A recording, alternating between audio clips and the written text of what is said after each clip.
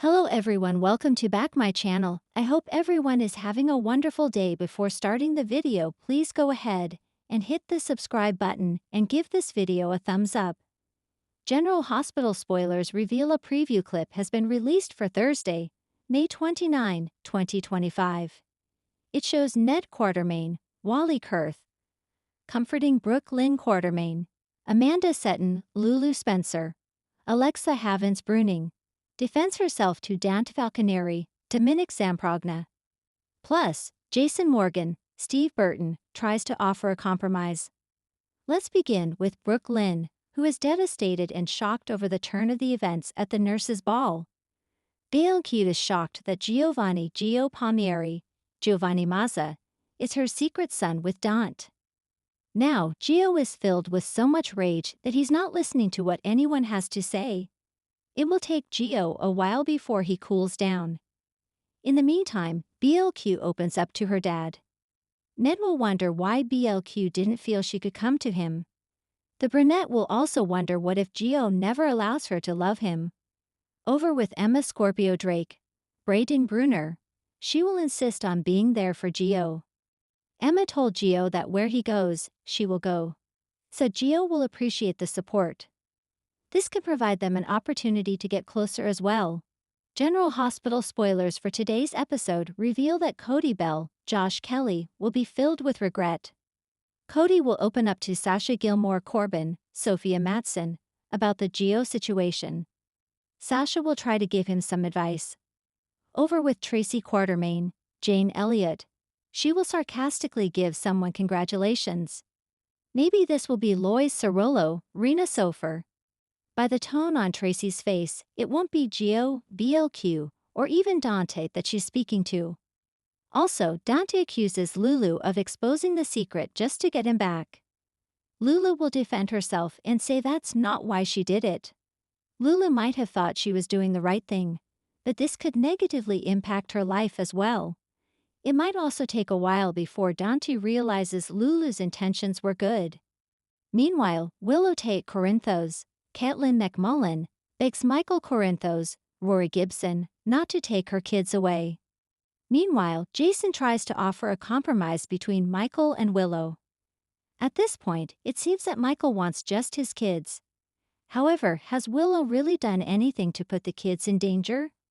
At the end of the day, that's what a judge will want to know. Port Charles is bracing for another explosive day as secrets simmer, alliances shift, and long-buried emotions bubble to the surface.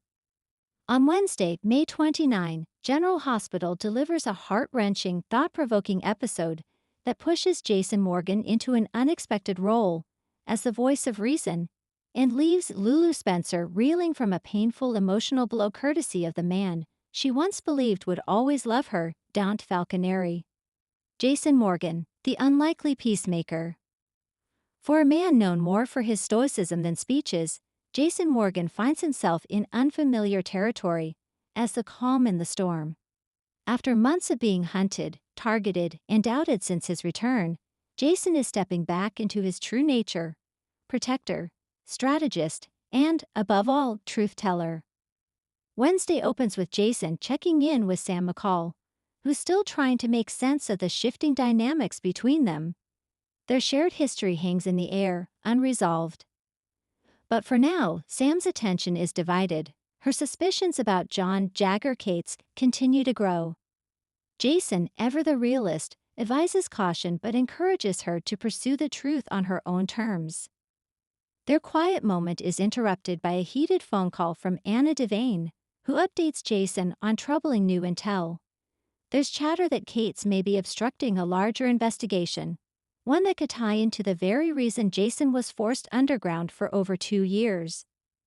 Jason listens carefully, then makes the bold suggestion, one that surprises even Anna. Don't escalate. Not yet. We need to be smarter than they are. Let them think we're out of moves. Anna raises an eyebrow. You? Advocating patience? Jason shrugs. Sometimes the smartest weapon is silence. For once, Jason isn't rushing in with fists, he's planning several steps ahead. With threats looming from inside the FBI and enemies lurking in shadows, Jason knows timing is everything. If he's to protect Danny, Jake, and everyone he cares about, he has to be the one who thinks, not just acts. Later, Jason has a quiet conversation with Elizabeth Weber, who admits she's worried about Jake's recent behavior. Jason listens carefully, offering her not just reassurance, but something more meaningful, a partnership in parenting. It's a brief moment of hope for both of them. But even as Jason plays the long game, danger is circling. Unbeknownst to him, Jagger Cates is closing in, and the next time they face off may not be with words. Lulu Spencer wakes up to a harsh new reality. Across town at General Hospital, Lulu Spencer is making remarkable strides in her recovery. Her doctors are cautiously optimistic. Physically, she's healing. Cognitively, she's sharper every day. But emotionally, that's where the storm is brewing. Lulu has been asking about Dante for days, her mind slowly piecing together the last moments before her coma. Laura and Kevin have tried to prepare her gently, but nothing could brace her for the truth. The man she loves has moved on, and not just casually. She wants to see him, she needs to. And on Wednesday, she finally does. Dante arrives at her hospital room, quiet and solemn. There's a tenderness in his eyes, but also an unmistakable distance. Lulu lights up at the sight of him, until she realizes his demeanor is not what she expected. "You're here," she breathes, tears in her eyes. "You came." "I never stopped caring about you, Lulu," he says, sitting at the edge of her bed. "But things have changed." Lulu's expression falters. "Changed how?" "Sam," she whispers, her voice cracking. "I didn't plan it," he says quickly, "and it's complicated. But I didn't want you to hear it from someone else." Lulu stares at him, blindsided.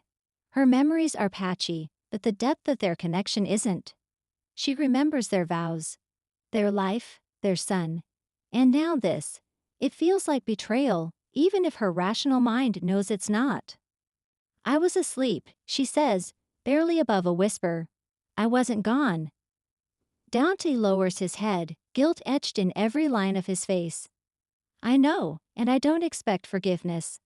I just wanted you to hear it from me." The silence between them is deafening. For Lulu, the emotional punch is twofold.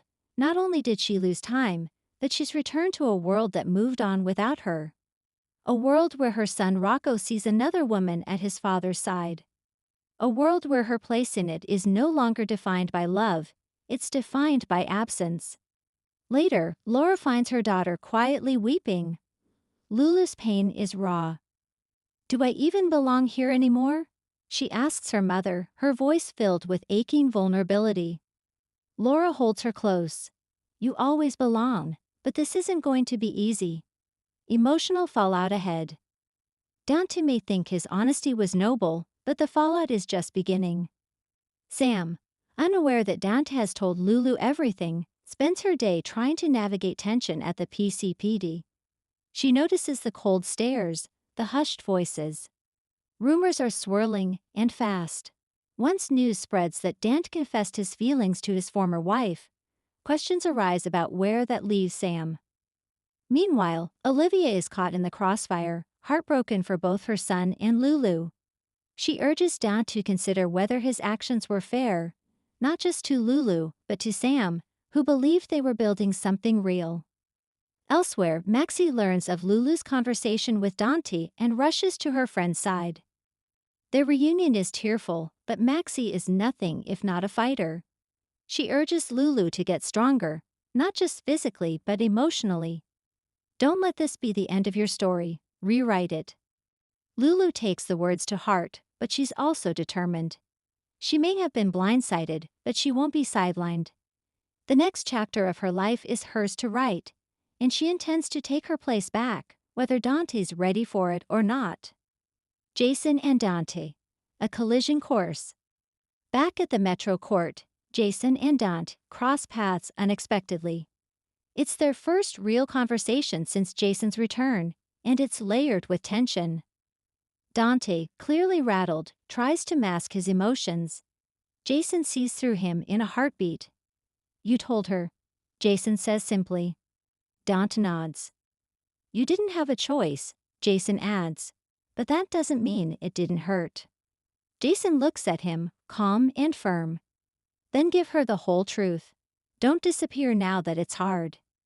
It's the kind of advice only Jason could deliver, no judgment, just clarity. As Jason walks away, Dante is left standing there, realizing that the man once known only for his silence may be the only one saying what truly needs to be heard. As the episode ends, the emotional pieces are scattered. Jason is playing a long game with high stakes, and his restraint might just be his sharpest weapon. But for Dante and Lulu, restraint is the last thing they need. With hearts on the line, the wounds are fresh, and the healing is far from guaranteed. Lulu's awakening has shaken the Falconeri family tree, and the echoes will be felt throughout Port Charles. Sam will have to decide how much pain she's willing to carry. Dante must question if his heart really knows what it wants. And Jason, the eternal soldier, may find himself more entangled in their emotional mess than he ever intended. May 29 delivers emotional landmines, surprising tenderness, and the promise of redemption or regret. Thanks for watching this video, and please subscribe our GH News 24 YouTube channel for more update news.